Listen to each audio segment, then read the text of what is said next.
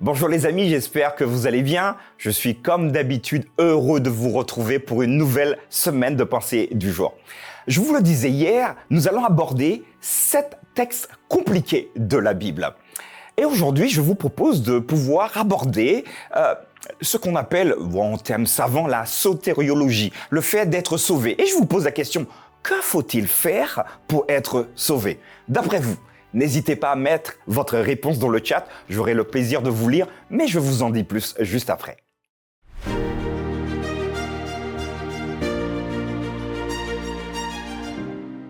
Aujourd'hui, la pensée du jour se trouve dans 1 Timothée chapitre 2, versets 14 à 15. Et ce n'est pas Adam qui a été séduit, c'est la femme qui, séduite, s'est rendue coupable de transgression. Elle sera néanmoins sauvée en devenant mère si elle persévère avec modestie dans la foi, dans la charité et dans la sainteté. Voilà les amis, je vous posais la question il y a quelques instants de savoir ce qui, pour vous, devrait être fait pour que vous soyez sauvés, pour que vous soyez au ciel. Alors, peut-être que vous m'avez déjà écrit, oui, tel texte, Marc 16, verset 16, celui qui croira et qui se fera baptiser sera sauvé. Et vous avez parfaitement raison puisque c'est biblique. Croire, c'est finalement entendre, comprendre et mettre en application les enseignements du Christ. La deuxième étape, c'est se faire baptiser. Le baptême ici, c'est un engagement public. Je montre à ceux qui sont présents, je montre également d'une manière publique à ma famille, à mes amis, que j'ai décidé d'avoir un chemin différent, une progression différente. Et ces deux éléments mis en commun donnent ce qu'on appelle la sotériologie, le fait d'être sauvé. Mais ici, remarquez bien que ce texte est un peu compliqué. Ce n'est pas Adam qui a été séduit. Là, vous voyez bien que l'auteur va nous ramener tout de suite dans la Genèse. C'est la femme. Oh là, encore les femmes. Je suis désolé pour vous, mesdames, mais restez jusqu'au bout. C'est la femme qui, séduite, s'est rendue coupable de transgression. Et le verset 15 qui va finalement centraliser notre attention, elle sera néanmoins sauvée en devenant mère si elle persévère avec modestie dans la foi, dans la charité et dans la sainteté. Ici, on a l'impression vraiment qu'il y a une deuxième possibilité d'être sauvé, surtout pour les femmes. Ici, et donc du coup, si vous voulez, mesdames, être sauvées, si on lit comme ça, rapidement, il faut que vous ayez des enfants. Oups, là il y a un problème, parce que imaginez-vous, celles qui ont décidé de ne pas en avoir, le texte sous-entendrait-il que finalement, ces femmes-là, elles iraient brûler en enfer, hein? Pas sûr, mais c'est pas du tout ça. Mais plus compliqué, il y a certaines femmes qui ne peuvent pas et qui voudraient avoir une descendance, une progéniture, des enfants, mais qui ne peuvent pas parce qu'ils ont des soucis de santé.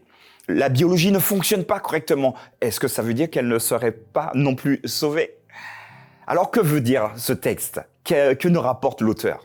En regardant le contexte, l'auteur parle d'Adam et d'Ève. Et ici, il est question non pas des femmes dans leur généralité, mais d'Ève. Ève, la première femme. Elle sera néanmoins sauvée. Donc, Ève sera sauvée. Remarquez bien que c'est elle qui a effectivement pris le fruit, dit-on une pomme. Elle en a mangé, donc elle a désobéi, elle en a donné à son mari. Bon, bref, on passe sur le sujet. Mais continuons. Elle sera néanmoins sauvée en devenant mère. Qu'est-ce qui s'est passé quand Ève a eu des enfants?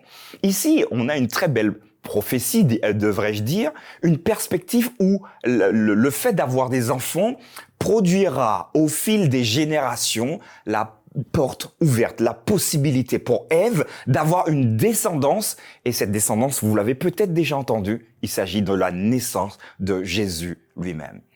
Et finalement, si Ève avait décidé de ne pas du tout avoir d'enfant, le Messie, elle aurait donc contrevenu au plan de Dieu. Rappelez-vous, vous pouvez aller à l'encontre du plan de Dieu pour vous, dans votre vie. Mais Ève, ici, a compris le message et s'est dit, oui, je veux finalement être participante de la réalisation des promesses de Dieu.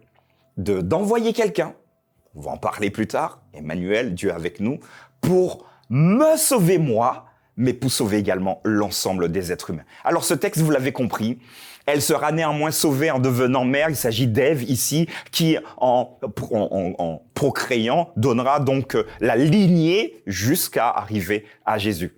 Voilà, j'espère qu'en tout cas que cette pensée du jour vous a permis de mieux comprendre ce texte. Mais dites-moi ce que vous en pensez dans le chat. Et je vous dis à très vite pour une nouvelle pensée du jour.